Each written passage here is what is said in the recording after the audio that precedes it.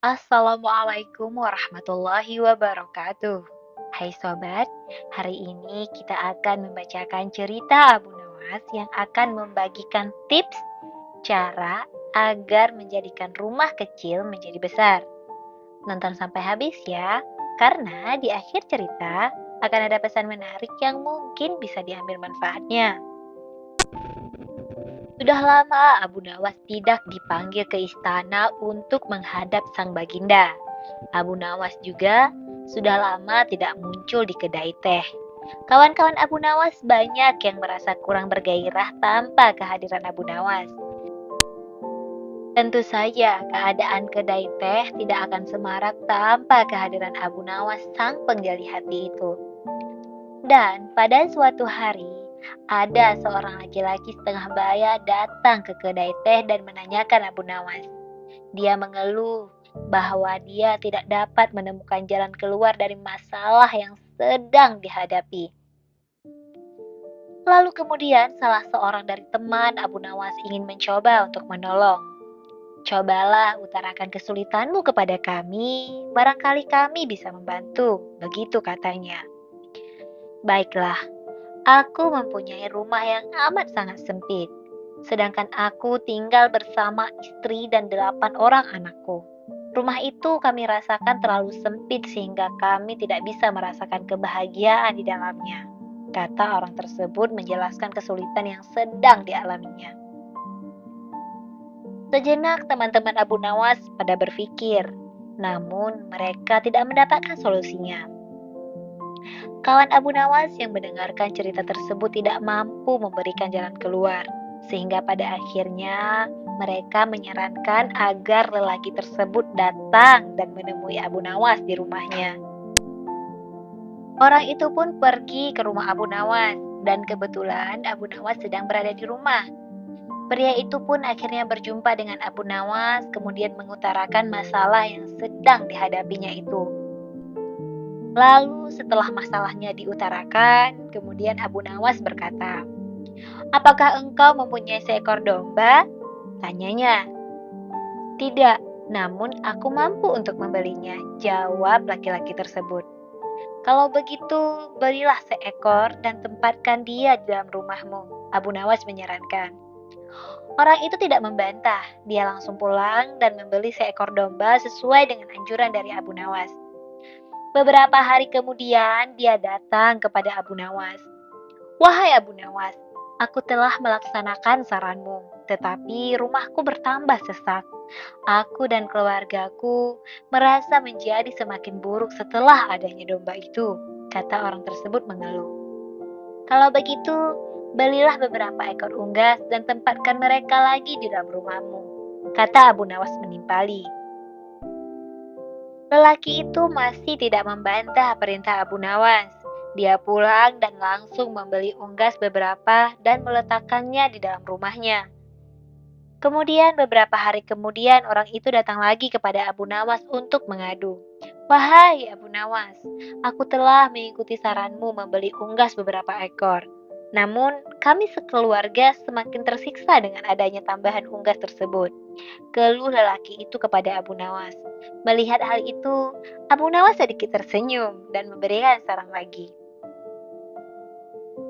"Kalau begitu, sekarang belilah seekor unta lagi." Abu Nawas kembali menyarankan hal aneh. Namun, lelaki itu tetap tidak membantah. Sepulangnya dari rumah Abu Nawas, dia langsung membeli seekor unta dan ditempatkannya lagi di dalam rumahnya sesuai dengan perintah dari Abu Nawas.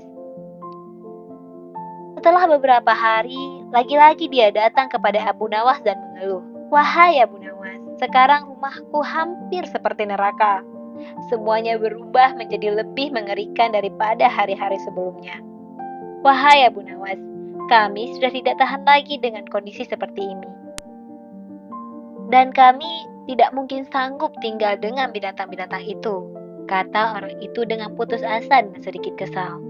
Dengan tersenyum Abu Nawas mengatakan, "Jika kau tak tahan lagi, maka juallah anak unta tersebut." Orang tersebut tentu tidak membantah. Dia langsung pulang dan menjual anak unta miliknya. Beberapa hari kemudian, Abu Nawas yang datang ke rumah mereka dan bertanya, "Bagaimana sekarang keadaanmu dan keluarga?" "Keadaan sekarang jauh lebih baik, karena sudah tidak ada lagi anak unta yang kemarin," jawabnya tersenyum. "Baiklah, sekarang juallah unggas-unggas peliharaanmu itu," kata Abu Nawas. Lelaki tersebut tidak membantah, lalu dia menjual unggas-unggas yang pernah dibelinya itu. Beberapa hari kemudian Abu Nawas datang lagi ke rumah pria tersebut dan bertanya, "Bagaimana sekarang keadaan rumahmu?"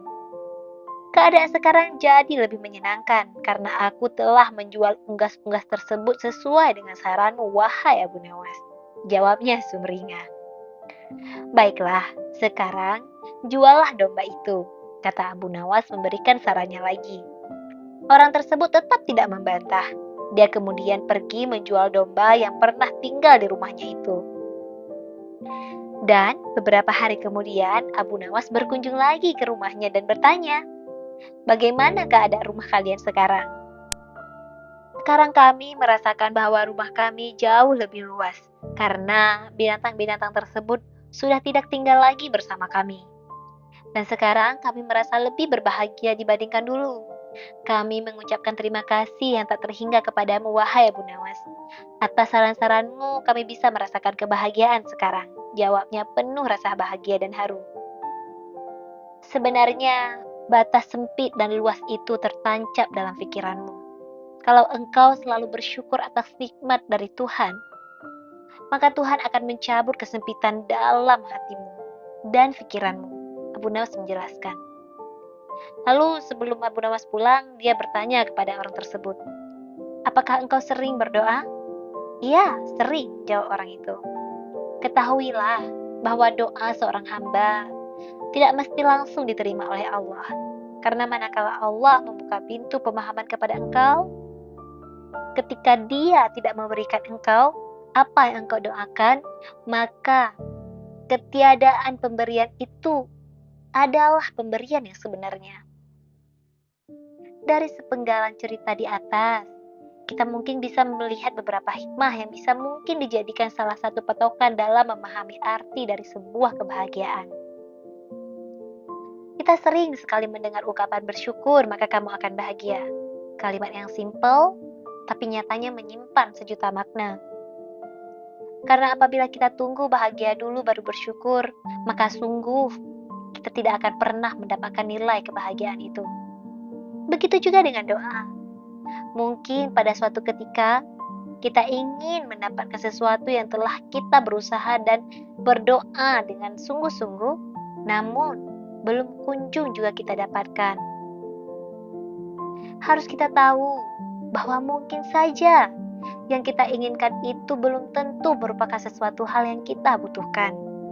Karena yang kita nilai baik di mata kita belum tentu baik di mata Allah untuk kita. Tapi sebaliknya, yang kita lihat buruk di mata kita belum tentu hal tersebut buruk di mata Allah untuk kita. Allahu a'lam bishawab. Assalamualaikum warahmatullahi wabarakatuh.